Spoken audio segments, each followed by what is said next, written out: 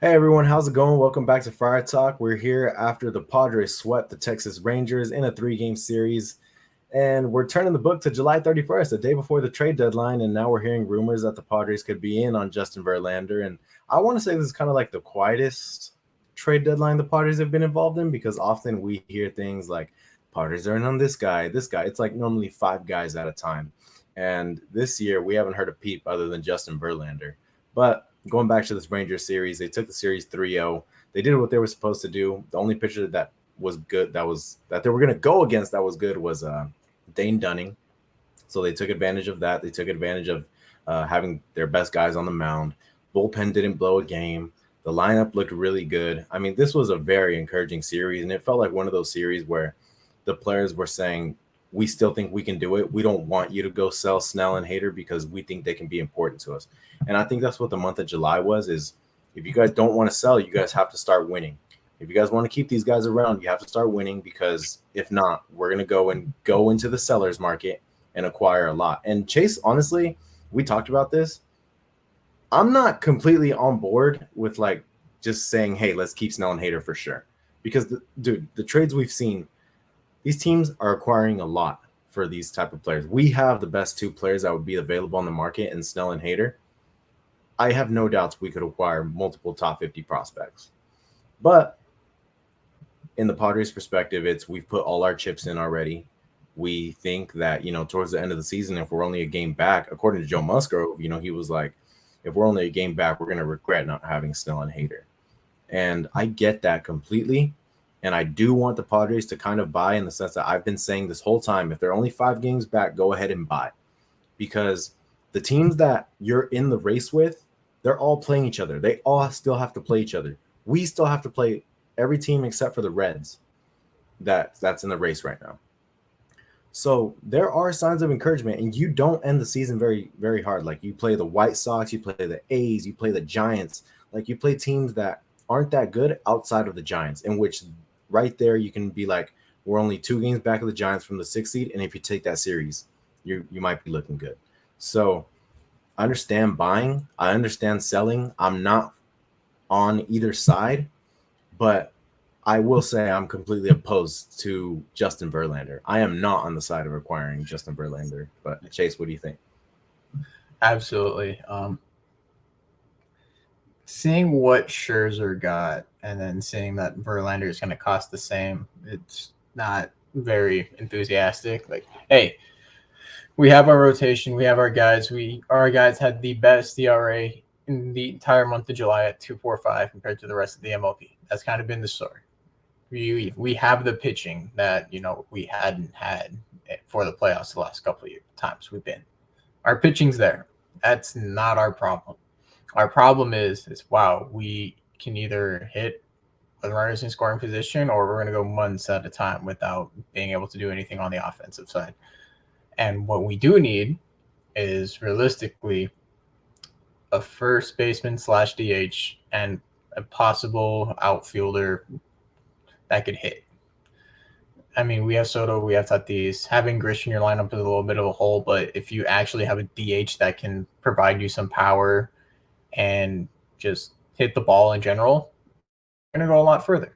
You do have Campy now, where you can throw Campy or Gary behind the plate, and then you magically now don't have a hole. Sanchez is interesting just because, he'll go through his slumps, but he'll also provide you power at the plate, where Campy has been a lot more solid hitter.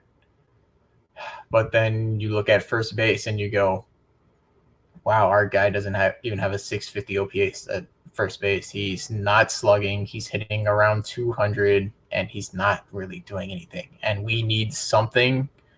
We need power out of our first baseman. We need just not even power, slugging. Like, you don't need to hit home runs to slug. You can hit doubles in the gaps, and he's just not doing that. He's just struggling and struggling and struggling. He's a great first baseman, but if your first baseman can't hit, you're not going to win a lot of games. I mean, we did this month, but that's just because a lot of other guys picked it up, and our pitching has been top of the line the entire season. And I know we were talking about it. I'm not in favor of selling the farm for, a big name. we're a couple mid-caliber guys away, like a couple mid-caliber bats away from being a very successful team.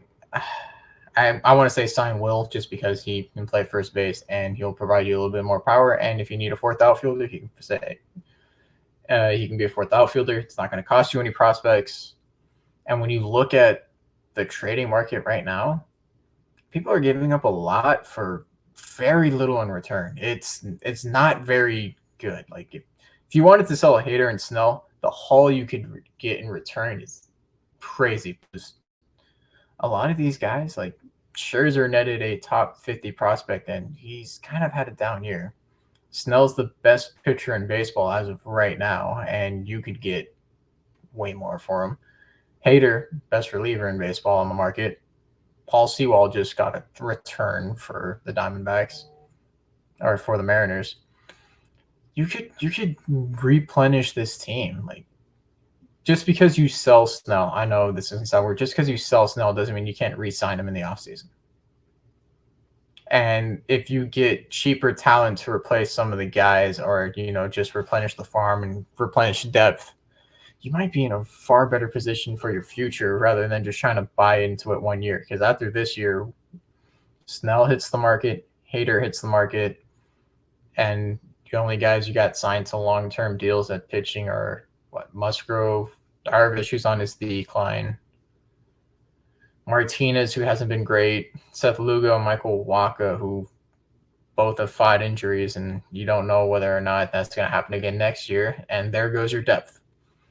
The only guys we got in the farm system right now capable of pitching in the MLB are Ryan Weathers, who we might have to see pitch tomorrow, which is not going to help us, or Jackson Wolf, which he's still up in the air. He had a solid outing for what he was coming up to do. He struggled a little bit, but nothing crazy.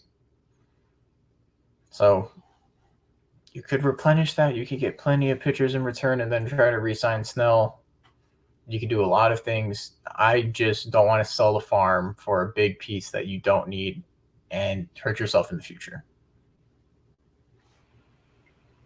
Yeah, I mean, it feels like AJ Preller is going to take a gamble. I mean, if you're going to go, the problem is right now, Darvish is, you're right. He's on a little bit of a decline. He's not doing very well right now. Snell and Musgrove have probably been two of the top 5 pitchers in baseball. But then Lugo, how many more innings can you get out of Lugo? Ideally, you want to move Lugo to the pen because he's not supposed to be pitching this many innings. Michael Wacha, there's questions around Michael Wacha's shoulder. So it's like, if you feel comfortable in saying that Wacha is going to come back, don't go after a starter. Just go after bullpen guys and a bat. If you just go after like 2 bullpen guys and 1 bat, I think that's a good deadline.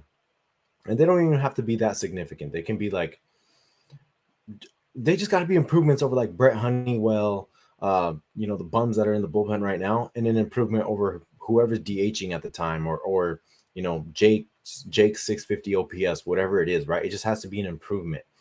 The Padres went 15-9 as of right now in the month of July, and if they beat the Rockies 16-9, if not 15-10, still pretty good. But the problem that we've been saying is that that's not enough. That's like, those are marginal gains. Considering the position that they put themselves in before this month, those are just marginal gains. If you want to make a run at the playoffs, you have to get guys in your pen. You can't keep blowing those games that you blew to the Phillies. You have to get another bat because you can't have guys in scoring position and have Jake Cronenworth at the plate or someone that's not reliable up there. The reason that the Padres were so successful in July was because Trent Grisham was hot in July. Ha-seong Kim was mega hot in July. Manny Machado mega hot. I mean, guys just got really hot, and it still doesn't feel like it was a good month. Don't get me wrong, but it still doesn't feel like, wow, they're really back. So I'm thinking they probably won't sustain that. Those 3 guys I mentioned, they're doing really well, and I think they will finish really well on the season.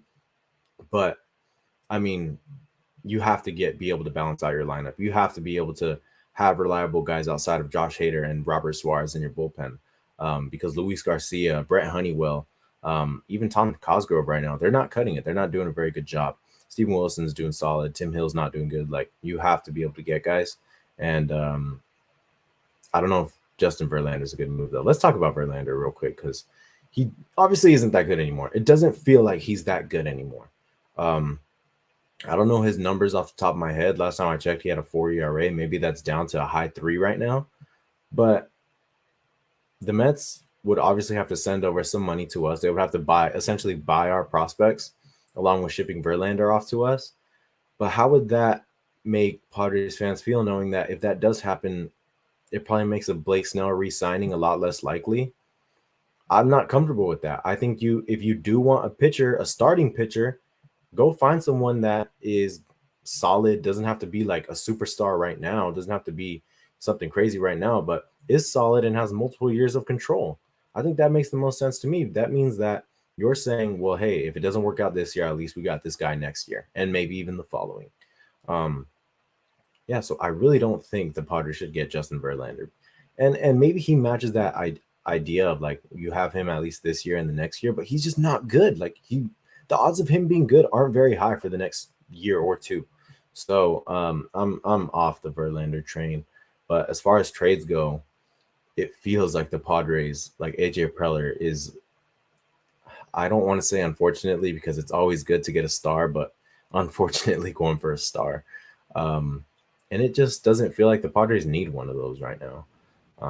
But overall, not a very good week for the Padres. They did sweep the Rangers, but ideally you should have taken the Pirates. Other than that, though, I mean, I guess that one series completely changed the narrative. They're in such a weird position right now, though, because right now I really wish the trade deadline was next week. I know you go through waivers and technically still get trade people. However, this next week, like the next 3-4 days, are going to be such big games for everybody in the wild card. You got the Phillies and Marlins going head to head, the Giants and Diamondbacks going head to head, and then the Cubs and the Reds going head to head. And then you have the Rockies, which the Padres need to sweep the Rockies. But we all know, for some reason, the Rockies are the Padres' kryptonite. I don't know why, especially at Coors Field. So the next 3-4 games are massive. You kind of hope that every team playing against each other right now splits this series except yourself, because you don't want the Giants to run away against the Diamondbacks. You don't want the Diamondbacks to gain 3 games. You don't want either team to gain 3 games, because yeah, okay, wow, they knocked the Giants down, but now they're solidifying themselves further up the playoff in the wild card. Same thing with with the Phillies and the Marlins.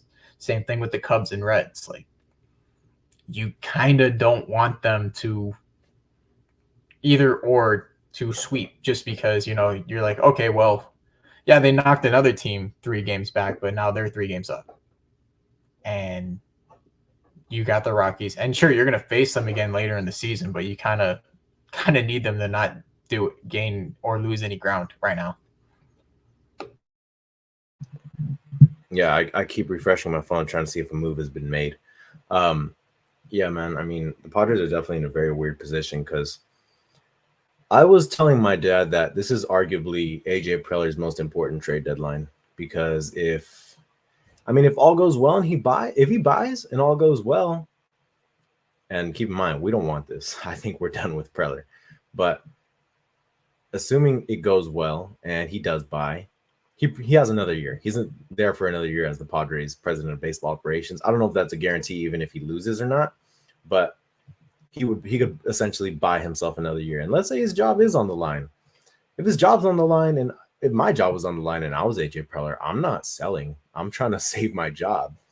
But that's the thing, is we don't know what the implications are of making the playoffs or not making the playoffs for AJ Preller. Yeah, so I would say this is AJ Preller's most important trade deadline, which might be why he's trying to go after a star. I don't know. I'm not on board. I don't think this team needs a star, but AJ Preller needs to create a team that can go around 600 or above. They have to go 600 or above. So AJ Preller has to create a team that for the next 58 games or 60 games, whatever is left, he thinks they can win, 38? Around there, something like that, 37, something like that. He has to create a team that can do that. And I don't know how confident I am in that, but the hopes are still alive. And I'd it seems say like, you probably need at least 34 to maybe squeeze into playoffs. what do they have right now? That's like 52? the least amount you could win is Yeah, 34.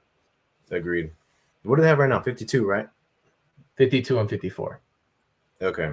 So I would say in order to probably make the playoffs, you need to win 36 to get to 88. Probably. I, Which is that's a tall task. Um, but yeah, man, I mean, the Padres he needs to create a team that he thinks can do that. And I don't know. I don't know. The farm isn't that good. I don't know who he's going to be willing to give up. I've seen that the only name they're not willing to give up is Salas. I would hope Lesko too. we need pitchers. That's the thing. We need pitchers. So We it's can't going to trade be a away very our interesting. top. What is it? The next 24 hours are going to be some of the most stressful 24 hours as a Padre fan. If they win today too, bro, it's going to be even worse because I'm going to be so stressed thinking, oh shit, like they're going to go all in, bro. Like it's a scary move. It's a gambling move. Like, I don't know. This is one of the riskiest things. This is one of the riskiest positions Preller's in. So let's just see how it goes. But Chase, do you have anything else? The Brewers are playing the Nationals, so I don't like that. So it's going to be weird because the NL Central right now, the Brewers and Reds are kind of fighting for first and then the second wild card spot. And then you got 3 teams in the NL West fighting for a wild card spot. And then you got 2 teams in the NL East. The Mets are selling. So you're just in a really weird spot where there's a lot of good teams in the NL and they're all got similar records to you, some slightly better, some a little worse. And you could stand pat. You could try to buy with your already damaged farm system from last season, or you could sell and flip. But the way AJ Preller is, we know he only goes for the top guys. So it's going to be a really stressful 23 hours and 7 minutes. Yeah, he's a gambling man. He's also a man that doesn't really like mediocre guys, I guess you could say. He likes studs. Let's see where this goes. I mean, it's, like you said, Chase, the next 23 hours are some of the biggest 23 hours in Padre history, essentially. It's definitely the biggest 23 hours in AJ Preller's life, I would say. I would hope so. I mean, this might indicate if he has a job next year or not. Obviously, we don't know that because it seems like Seidler really likes him, but a lot's riding on this season. A lot of revenue could be lost if they don't make the playoff games, have home playoff games. But yeah, let's see how this goes. I mean, I'm definitely going to be stressed out, but thank you guys for tuning in. Let's see how this trade deadline goes. Let's see if hopefully they're able to sweep the Rockies like Chase said, and we'll talk to you guys later.